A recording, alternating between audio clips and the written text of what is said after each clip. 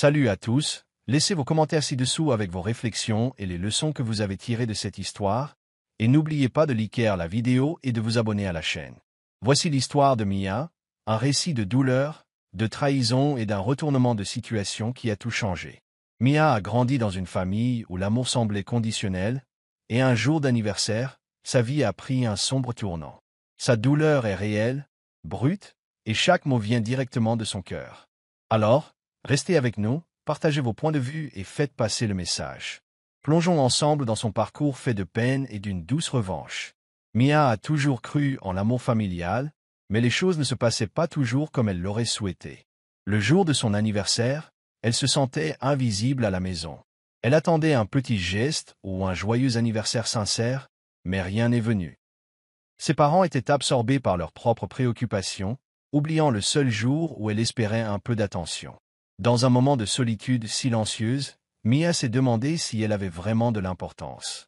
Le silence résonnait plus fort que n'importe quel cri de fête. Assise sur son lit, serrant contre elle une peluche usée, elle se sentait petite et négligée.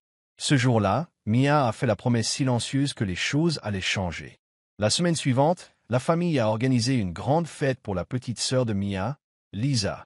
Pour l'anniversaire de Lisa, il y a eu une énorme surprise, une voiture neuve garée dans l'allée. La maison résonnait de rires et d'applaudissements, tandis que Lisa affichait un grand sourire de joie. Mia était assise dans un coin, le cœur lourd, partagé entre l'envie et la douleur. Le contraste saisissant entre les deux célébrations la blessait profondément. Tandis qu'on fêtait Lisa avec enthousiasme et admiration, Mia se sentait négligée et trahie. La douleur d'avoir été oubliée la brûlait plus fort que n'importe quelle insulte. Ce jour-là, la souffrance silencieuse de Mia a commencé à se transformer en un ardent désir de changement. Au dîner, ce soir-là, il était difficile pour Mia de dissimuler sa peine. Elle restait silencieuse pendant que ses parents parlaient de la voiture de Lisa et de la fête. « C'est juste une voiture », a dit son père comme si ce n'était qu'un petit cadeau. Sa mère a souri en tapotant l'épaule de Lisa. Mais chaque sourire sonnait comme une gifle au cœur déjà meurtri de Mia. Elle ne pouvait s'empêcher de penser. Pourquoi mon jour à moi n'a-t-il même pas compté? Un mélange de colère et de tristesse bouillonnait en elle. Ce soir-là, elle a décidé que si on l'ignorait encore, elle ferait en sorte que tout le monde comprenne ce que ça fait. Le lendemain matin, Mia s'est réveillée plus déterminée que jamais. Elle s'est remémoré chaque petite offense, chaque instant où son anniversaire était passé sous silence. À chaque souvenir, sa volonté de se faire entendre grandissait. « Je ne serai plus jamais la fille qu'on oublie », murmura-t-elle doucement. Elle a commencé à écrire ses sentiments dans un journal, chaque ligne témoignant de la douleur qu'elle ressentait. La main de Mia tremblait en traçant les mots, mais au fil des pages, sa colère s'est transformée en plan. Elle voulait exposer l'injustice, que chacun voie ce que signifiait être ignoré chez soi. Peu à peu, son projet prenait forme. Au cours des jours suivants, Mia a commencé à se confier à sa meilleure amie, Tia. « Je ne comprends pas », avoua Mia un après-midi, la voix tremblante. « Ils ont oublié mon anniversaire, et Lisa a tout ce qu'elle veut. C'est comme si je n'existais pas. » Tia fronça les sourcils, posant une main réconfortante sur l'épaule de Mia. « Peut-être qu'ils n'ont pas vu à quel point ça t'a fait mal. » dit-elle doucement. Mais Mia n'était pas convaincue. « Je sais ce que j'ai ressenti, et je sais ce que je mérite, » répondit-elle fermement. Cette conversation alluma en elle une flamme qui allait bientôt provoquer un tournant dramatique dans sa vie. Au fil des jours et des semaines, Mia a élaboré son plan de revanche. Elle ne pouvait plus rester assise à laisser sa peine s'envenimer. Elle a alors commencé à enregistrer discrètement les petits moments de négligence et les remarques désobligeantes de ses parents. Chaque petite attaque était capturée sur son téléphone. « C'est pour tous ces moments où j'ai été invisible », se murmura-t-elle en parcourant les enregistrements. Le but de Mia était simple, montrer au monde sa vérité. Ses émotions alimentaient sa détermination. Même si la douleur était toujours là, elle savait que la justice finirait par éclater, et sa vie allait prendre un tournant décisif. Un après-midi, Mia a rencontré son conseiller scolaire, M. Davis, et a décidé de lui raconter son histoire. « Je me sens tellement trahie par ma propre famille », confia-t-elle, la voix à peine audible. Monsieur Davis l'écouta avec attention. « Mia, parfois, les gens ne voient pas la souffrance qu'ils causent avant qu'il ne soit trop tard, » lui dit-il. Leur échange fut bref, mais marquant.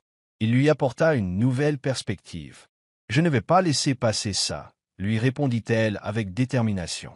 Les mots bienveillants du conseiller lui donnèrent enfin l'impression d'être comprise. Ce jour-là, Mia réalisa qu'elle avait des alliés en dehors de son foyer tourmenté, et cela lui redonna espoir. Forte de sa résolution, Mia décida de confronter sa famille. Elle organisa une petite réunion de famille, invitant tout le monde à venir discuter. « Il faut qu'on mette les choses au clair », écrivit-elle à ses proches, d'un ton à la fois calme et ferme. La réunion était prévue pour le samedi soir. Dans son fort intérieur, Mia savait que ce moment marquerait un avant et un après. Elle passa des heures à répéter ce qu'elle dirait, veillant à ce que ses mots soient simples et directs. Elle comptait laisser sa souffrance parler d'elle-même et s'assurer qu'enfin sa voix soit entendue. Le jour de la réunion, la maison était plongée dans un silence tendu. Mia salua chaque membre de la famille avec un sourire calme, même si ses yeux reflétaient 1000 mots inavoués. Ses parents semblaient surpris, et sur le visage de Lisa, on devinait un mélange de culpabilité et de condescendance. « Parlons », dit simplement Mia, sa voix résonnant dans le grand salon. Un silence lourd s'installa tandis que tous se tournaient vers elle. C'était l'heure de vérité, le moment où Mia allait enfin dire tout haut ce qu'elle gardait en elle. Personne ne se doutait que ces paroles allaient ébranler la façade soigneusement entretenue de la famille. Au début de la conversation, la voix de Mia tremblait un peu, puis elle trouva vite son assurance. « J'ai été blessée, oubliée et invisibilisée le jour de mon anniversaire, » dit-elle posément, regardant ses parents droit dans les yeux. « Ça m'a fait encore plus mal de voir Lisa recevoir tout, pendant que moi, je restais dans l'ombre. » Un long silence suivit, tandis que la famille encaissait ces mots. Sa mère voulut l'interrompre, mais Mia leva la main. « Laissez-moi aller jusqu'au bout, » continua-t-elle. La pièce se remplit de murmures gênés. On sentait que tout basculait, que chaque souffrance longtemps retenue refaisait surface dans ce salon immobile. Le ton de Mia se fit plus grave et sérieux. Chaque anniversaire, chaque petit moment, j'avais l'impression de ne pas compter. J'ai enregistré tout ce que j'ai entendu, les paroles indifférentes et les gestes méprisants. Il ne s'agit pas juste d'un anniversaire, mais d'un sentiment de ne pas être aimé. Sa voix se brisa en revivant les nombreuses fois où elle avait souffert. « J'en ai assez d'être ignorée », déclara-t-elle, mêlant colère et larmes. Un silence pesant tomba sur la pièce. Ses parents échangèrent des regards coupables, tandis que Lisa se tortillait sur sa chaise, mal à l'aise. La sincérité brute de Mia montrait qu'après ce jour, plus rien ne serait jamais pareil. L'atmosphère devint électrique après les aveux de Mia. Ses parents balbutièrent des excuses, mais il était trop tard. On pensait qu'une voiture arrangerait tout, marmonna son père d'une voix basse, le regret se lisant sur son visage. On n'a jamais voulu te blesser, ajouta sa mère, les yeux pleins de larmes. Mais Mia n'était pas là pour entendre des prétextes. Ce n'est pas la voiture qui importe, c'est mes sentiments, ma valeur, répliqua-t-elle sèchement. Sa voix était à présent ferme, chaque mot lancé comme un avertissement. Je mérite mieux, je mérite d'exister aux yeux de ma famille. Cette confrontation agissait comme une étincelle, allumant le feu d'un changement qui allait consumer les vieux schémas. Après la réunion houleuse, Mia se retira dans sa chambre. Elle s'assit par terre, entourée de ses enregistrements et de ses notes éparpillées. « Ce n'est que le début », se murmura-t-elle. Chaque souvenir de négligence alimentait sa détermination. Mia décida de tout consigner, rassemblant les preuves de la maltraitance subtile subie pendant des années. Ses doigts tremblaient en revisionnant les clips, et chaque visionnage ravivait sa peine. Mais à chaque lecture, sa résolution grandissait. « Je ne les laisserai plus jamais me blesser », jura-t-elle, le regard dur. Dans cette ambiance feutrée, Mia savait que sa revanche était en marche. Dans les jours qui suivirent, Mia s'entretint en secret avec une amie proche de la famille, Carla, qui avait toujours été gentille avec elle. « Mia, tu as la force de changer ton destin », lui dit Carla en lui serrant la main. Elles discutèrent tard dans la nuit, revenant sur chaque souvenir douloureux et préparant la suite. « Je veux que le monde sache la vérité sur ce que j'ai enduré », admit Mia. Carla acquiesça. « Alors assurons-nous que ta voix porte. » Leur échange était teint d'une détermination silencieuse.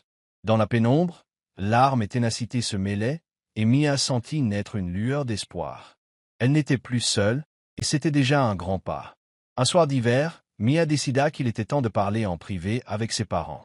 Elle les trouva au salon, encore secoué par la réunion familiale. « Il faut qu'on discute », annonça Mia d'un ton doux, mais déterminé.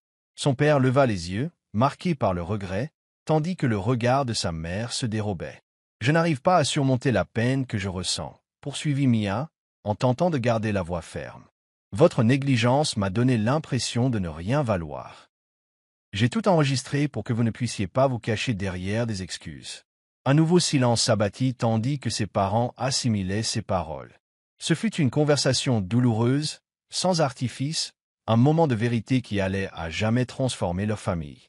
Les parents de Mia se tortillaient, l'air coupable et accablé. « Mia, on est désolé », finit par dire son père d'une voix basse.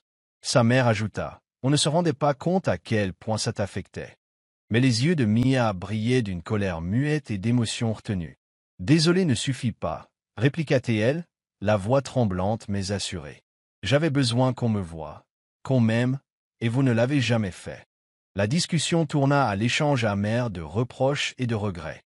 Pour la première fois, ses parents affrontaient réellement les conséquences de leurs actes. La peine de Mia n'était plus cachée.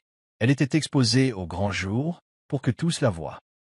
Dans les jours suivants, Mia fit circuler ses enregistrements et ses notes auprès de quelques membres de la famille de confiance. « Ils doivent voir la réalité », déclara-t-elle en envoyant des messages et des emails. Un oncle, Ray, répondit aussitôt, « Mia, on te soutient. C'est inadmissible. » Leurs échanges étaient simples et honnêtes, et ils touchaient Mia en plein cœur.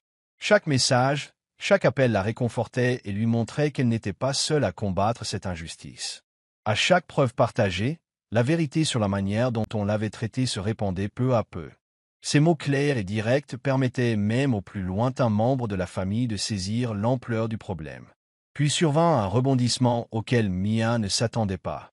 En réécoutant ses enregistrements un soir, elle découvrit une conversation secrète entre ses parents.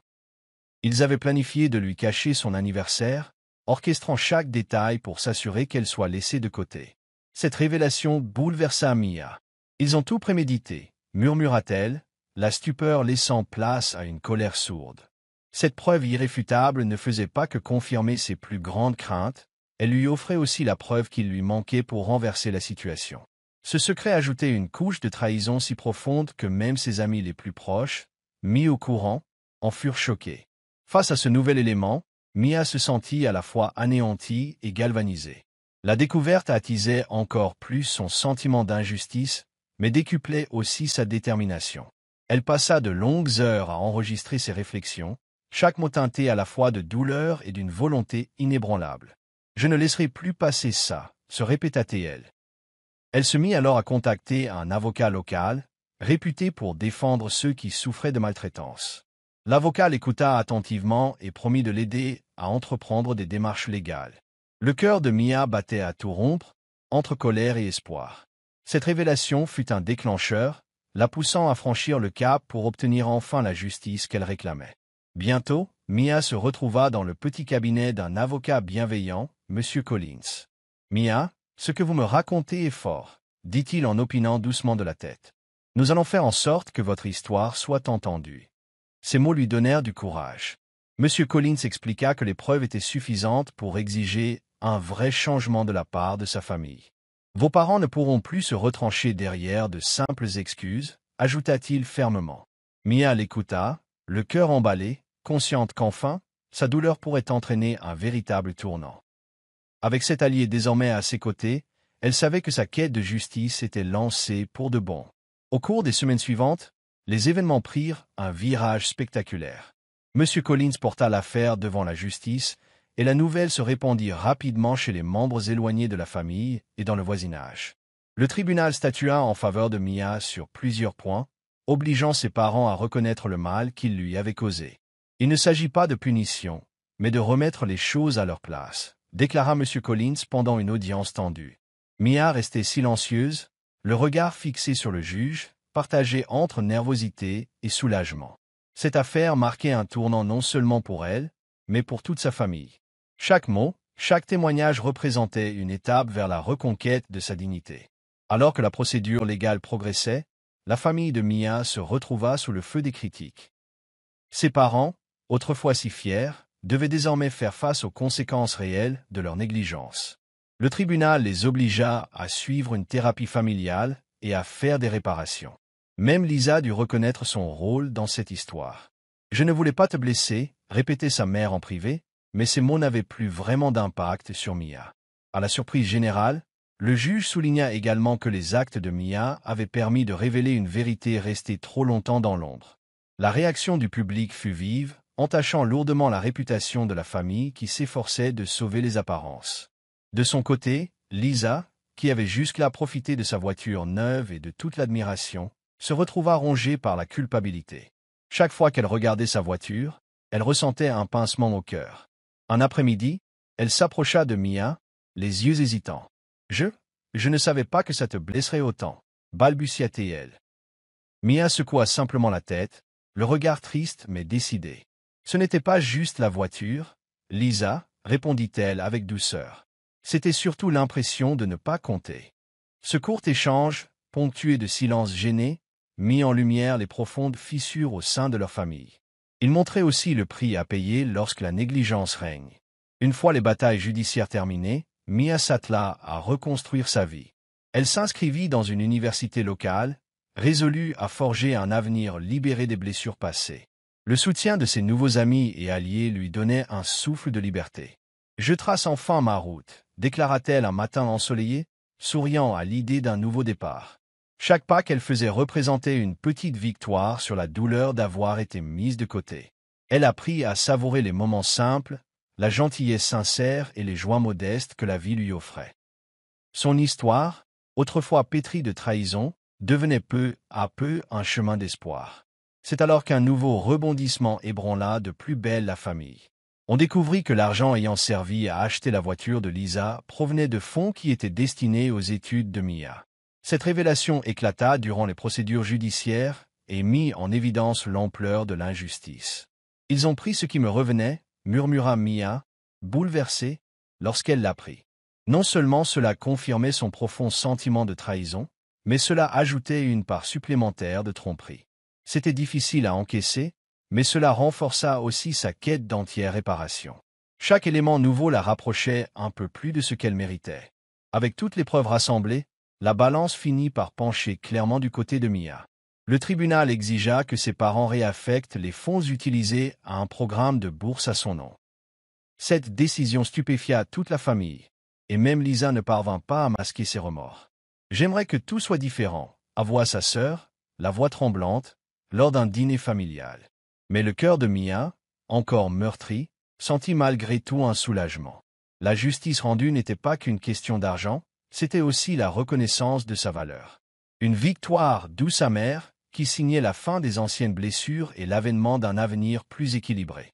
Les répercussions de l'affaire furent immédiates. Les voisins, les cousins éloignés et même les anciens amis virent enfin la vérité derrière la façade de la famille. L'histoire de Mia devint un symbole de résistance face à la négligence, et beaucoup d'autres commencèrent à évoquer leurs propres douleurs enfouies. « Je n'aurais jamais pensé qu'un jour, on découvrirait les secrets d'une famille aussi respectée », commenta un proche, abasourdi. Les parents de Mia, autrefois admirés dans leur petite communauté, faisaient désormais face à l'humiliation publique. Les leçons étaient claires. On ne pouvait plus se dissimuler derrière de simples mots ou des cadeaux destinés à compenser un manque d'amour. Le courage de Mia avait un effet domino qui se propageait partout. Avec le temps, Mia trouva des voies de guérison inattendues. Elle lança un blog, racontant chaque détail de son parcours, dans des mots simples et sincères. « Mon histoire s'adresse à tous ceux qui se sont déjà sentis oubliés », écrivait-elle, encourageant ses lecteurs à puiser dans leur propre force. Le blog attira l'attention, et de nombreuses personnes y laissèrent des commentaires pour partager leurs combats et leurs victoires.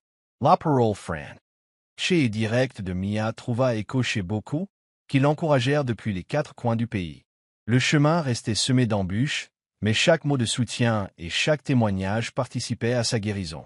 Sa douleur s'était muée en force, devenant un phare pour ceux qui souffraient en silence. Aujourd'hui, alors que Mia poursuit sa route, elle jette un regard apaisé sur la tempête qu'elle a traversée. L'injustice, la trahison et le cœur brisé qui la définissaient autrefois forment désormais la base de sa solidité intérieure. Dans un dernier message adressé à tous ceux qui lisent son histoire, elle déclare J'espère que mon parcours vous prouvera que la valeur d'une personne ne peut jamais être effacée. Si vous avez un jour été blessé, osez parler et prenez la place qui vous revient. Et pour terminer, laissez vos commentaires, partagez votre ressenti et dites-moi ce que vous avez appris de mon histoire. Et surtout, likez la vidéo et abonnez-vous pour d'autres récits tirés de la vraie vie. Votre soutien signifie tout pour moi.